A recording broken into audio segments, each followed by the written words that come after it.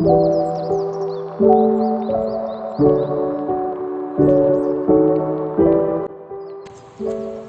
pagi, perkenalkan nama saya Alfida Mayanti. Saya dari UPBJJUT Jakarta. Hari ini saya akan melakukan praktek mata kuliah dasar-dasar perlindungan hama pada tanaman.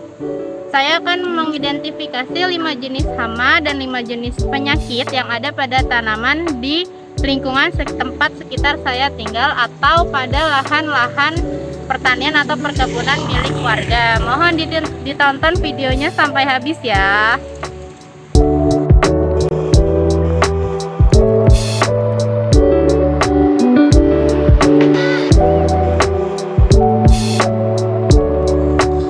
Jadi sekarang saya sudah sampai di salah satu lahan yang diolah oleh warga sekitar.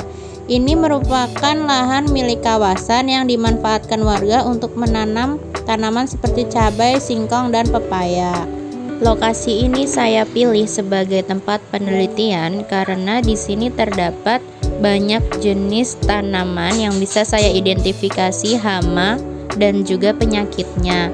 Lokasi ini tepatnya berada di kawasan industri Pulau Gadung yang jaraknya kurang lebih 5 km dari rumah saya. Hama pertama yang saya temukan adalah kutu putih yang terdapat pada tanaman singkong.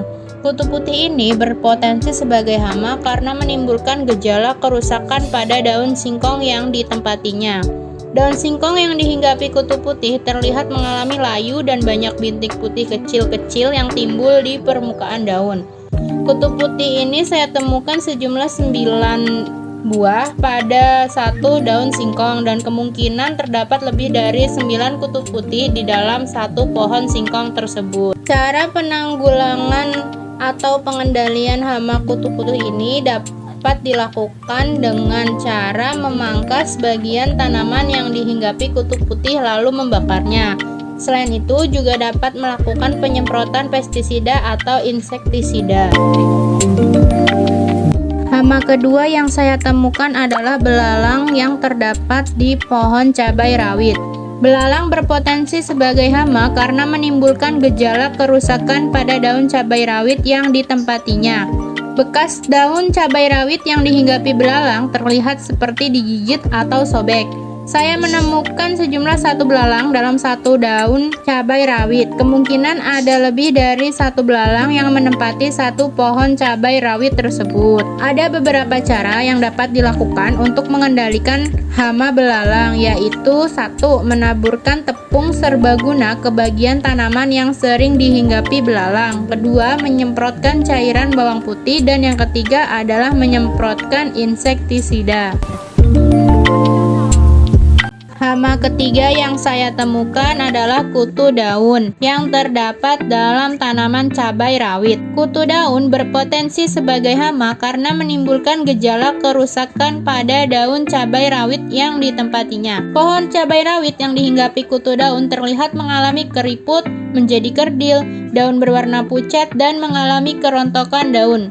Kutu daun juga merupakan faktor utama penyebaran virus terupuk atau Chili Peccary Stun virus. Ditemukan sejumlah 13 kutu daun dalam satu daun cabai rawit. Kemungkinan ada lebih dari 13 kutu daun yang menempati satu pohon cabai rawit tersebut. Ada beberapa cara yang dapat dilakukan untuk mengendalikan kutu daun, yaitu 1. Menyemprotkan atau menyiram tanaman secara rutin dan terjadwal. 2. Menyemprotkan pestisida dan insektisida. Selanjutnya saya menuju ke lokasi kedua. Lokasi kedua ini berada di ujung Menteng, Jakarta Timur, kurang lebih 10 km dari rumah saya.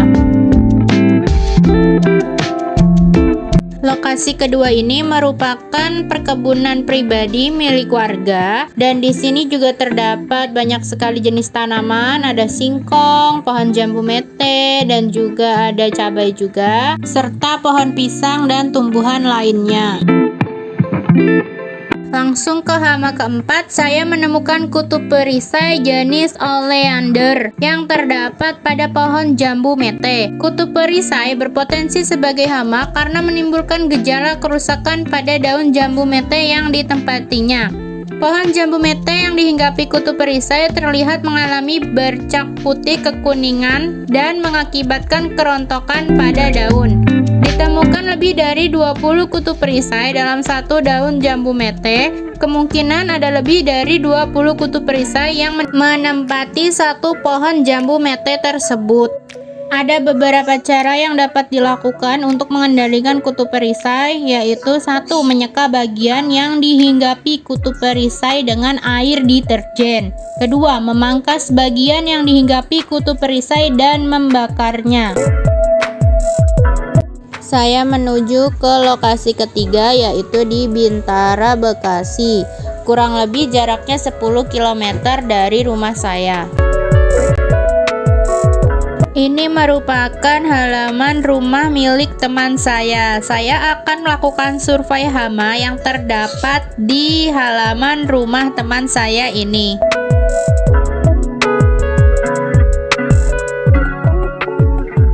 Hama kelima yang saya temukan adalah kupu-kupu jeruk. Yang saya temukan saat ini adalah ulatnya dari kupu-kupu jeruk. Ulat kupu-kupu jeruk ini saya temukan di pohon jeruk nipis.